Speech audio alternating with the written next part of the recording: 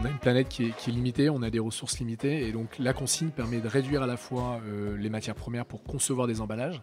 et aussi évidemment de limiter l'impact carbone parce que nettoyer une bouteille ça coûte, ou un bocal, hein, ça coûte nettement moins cher en carbone que finalement recréer sans arrêt à partir du recyclage de nouveaux produits ou de matières finalement brutes et neuves.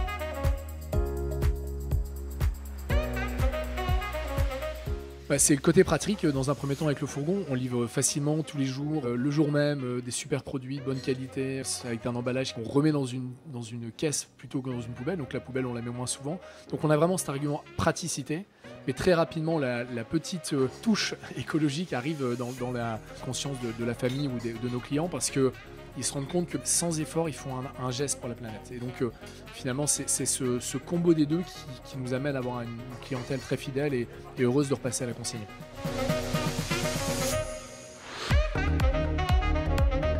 Je pense qu'on changerait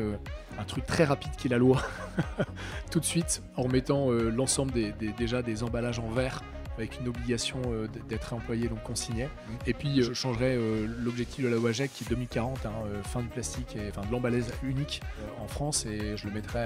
à 2030, comme ça mettrait un peu plus de pression. Et on sait qu'avec un peu de pression, les gens changent très vite ça.